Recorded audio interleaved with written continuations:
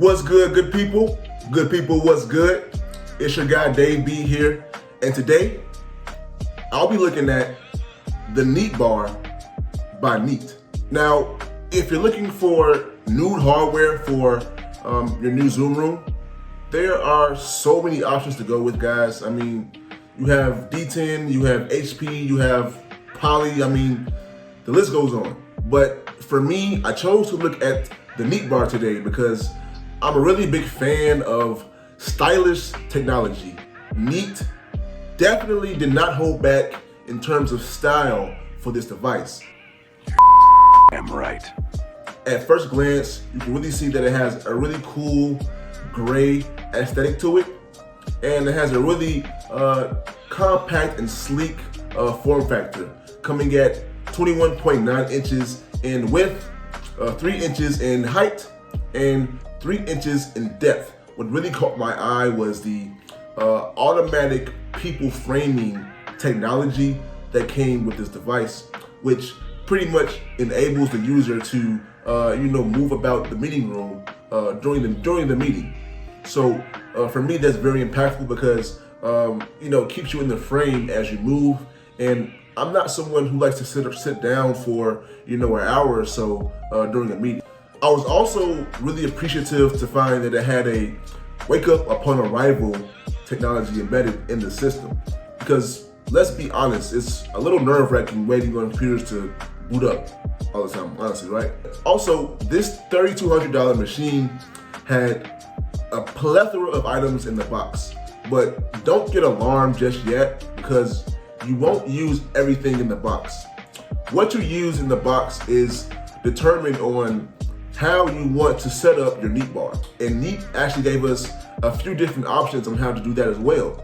So you can choose from, placing it on the top of your screen, on the bottom of your screen. You can even mount it on the wall, or you can mount it on your table, right in front of your meeting room. I mean, those are a few different options that I think were pretty neat that he gave us. No. Everything that comes in the box is, one Neat Bar, of course, one Neat pad that I'll go into depth a little bit later on, 4 M6 screws, 4 M8 screws, one 6.5 HDMI cable, one 9.8 foot power cable, and one 9.8 foot Ethernet cable, 2 spacers, one mount adapter, one wall mount, one screen mount, one table stand. So there are a plethora of items in the box, guys. Like I said before, but like I said, don't get alarmed, guys. So the camera on this device is equipped with 12 megapixels, the ability to have 4 times digital zoom, noise reduction, distortion correction, automatic white balance and color correction, automatic people framing that I mentioned before. It also has a 120 degrees field of view. It has a field of view for your entire room. It also has people video resolution and content video resolution. So all of that packed into the camera in this machine. I'm not really an audio guy, but I do have my friend here, Smart Brother, and as I go through these specs of the audio, I'm definitely gonna have some help from him, guys. So say hi to Smart Brother, guys.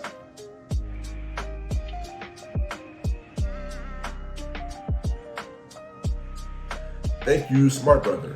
With all that said and done, I'll definitely go through the audio with you guys. So it has a speaker box for a maximum tonal range and with minimal distortion. Also equipped with 3 sensor mics, 5 microphones in an in-fire array arranged, beam forming, echo cancellation, noise suppression, and something called deverberation. I'm not sure what that is. Maybe you can help us out, Smart Brother. Oh, absolutely, brother. You see, deverberation is the process by which the effects of reverberation are removed from sound after such reverberant sound has been picked up by the microphones. You see, deverberation is a subtopic of acoustic digital sound processing and is most commonly applied to speech, but also has relevance in some aspects of music. You see, reverberation is of audio, speech, or music, my brother, and is corresponding function to blind deconvolution of images, although the techniques were used are very different, my brother. Brother? Okay.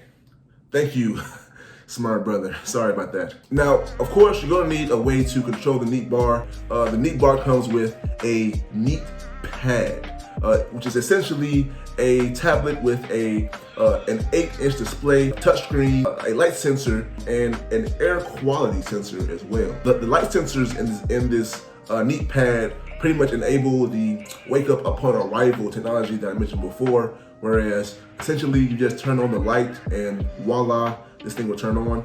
But the Neat Pad is pretty self-explanatory, and it's going to give you everything that you need to know about the actual setup process. Also, the Neat Pad can be either used as a scheduling assistant or a control panel for your Zoom room. So either or. The control is really to start your Zoom meetings or initiate them or anything like that. And the scheduling assistant is to pretty much just sit outside of your meeting room and serve as a point of contact for people to come by and say, hey, there's a meeting here at 10 o'clock, it's 9:45, maybe I shouldn't go into this meeting room.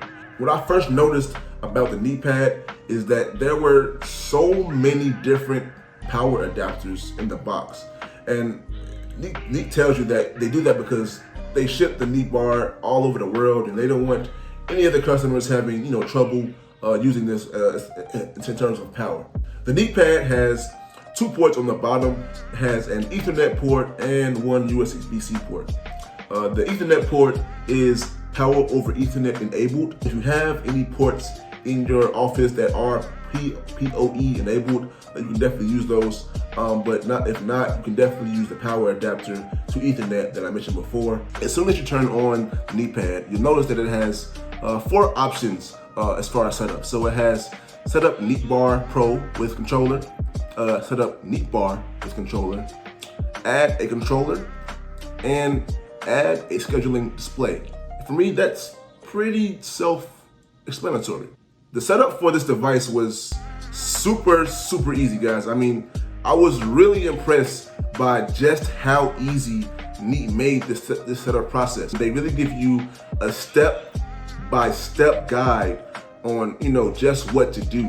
Now, keep in mind, depending on how you want to set up your Neat Bar, there are going to be a different set of instructions for each way you choose to go.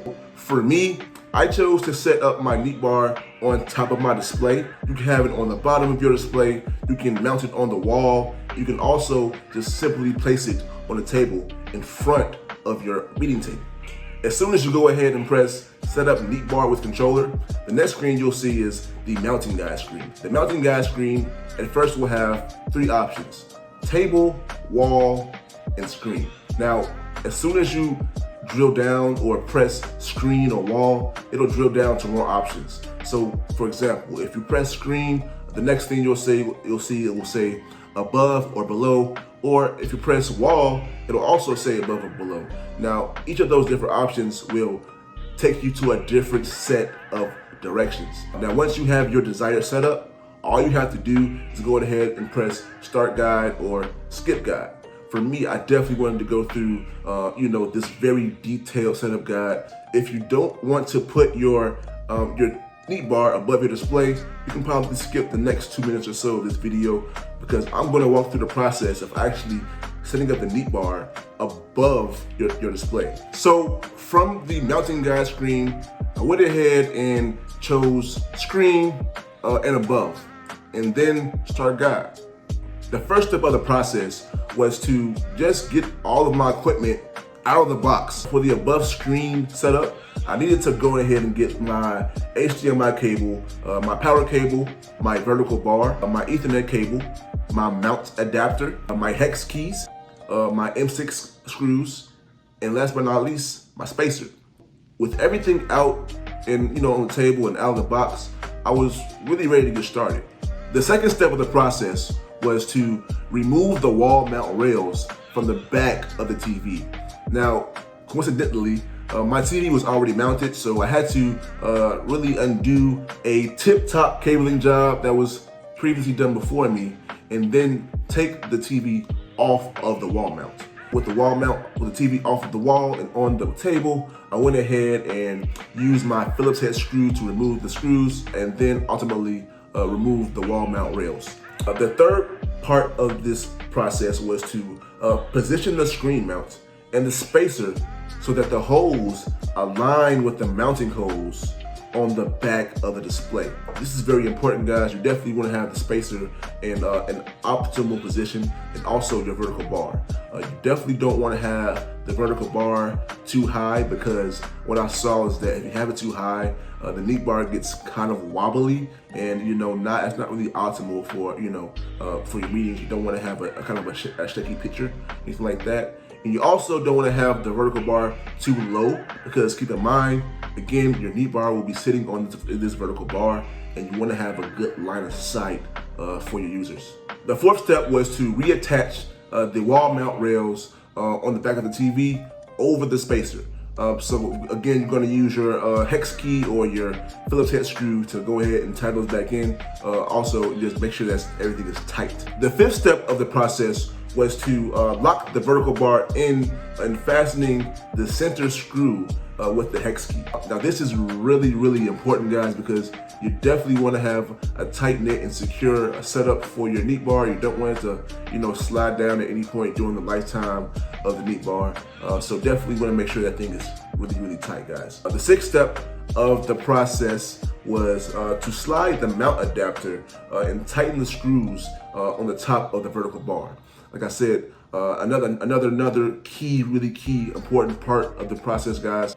The mount adapter is the actual piece that will be holding the knee bar in place. So definitely want to be aware of that. Definitely make sure you guys make that a tight, secure fashion. The seventh step was to prepare all the cables to be plugged into the actual knee bar. This step isn't as important, because honestly, you can go ahead and plug the cables in at any point in time. Step 8 was to unfold the hinge beneath the knee bar.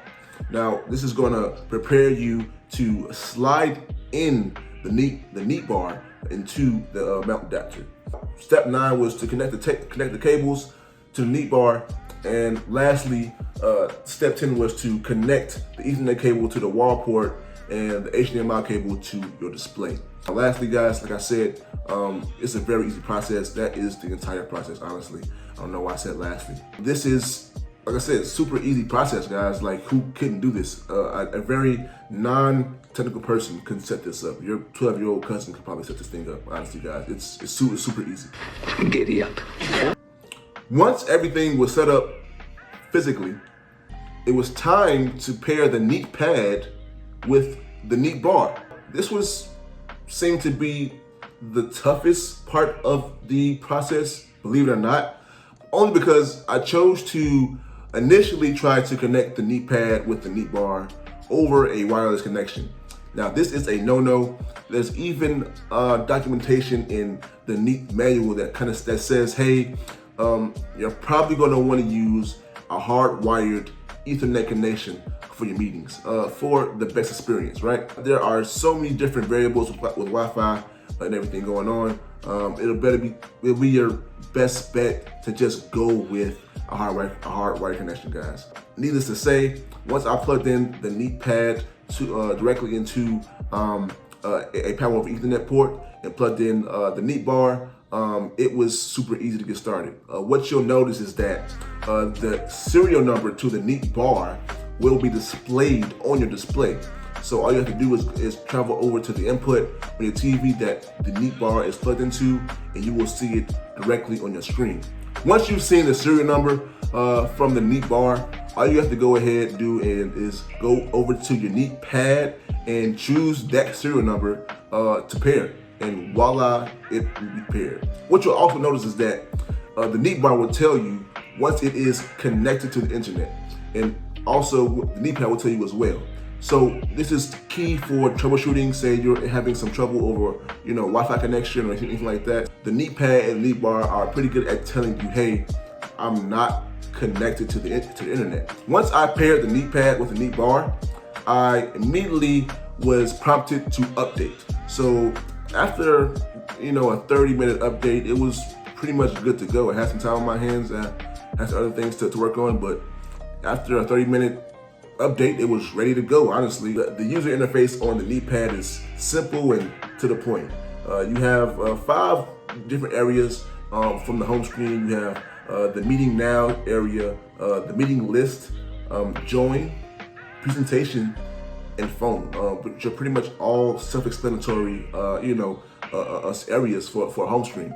One key thing to remember when you're at this point of the setup is that you will need a Zoom Room license in order to use a Zoom Room. So if you already have one, go ahead and sign in. But if you don't, go ahead and hit up Zoom for your $500 Zoom Room license and get started, guys. I was really impressed with the quality image that this 12 megapixel camera was able to output. It was a quality image, guys. I was really blown away, honestly. It looked pristine, clear, and just really nice, honestly. I couldn't stop staring at this thing. I wasn't too wowed by the audio on this thing. It was a little bit wonky. It didn't really seem to fill the room, but it got the job done.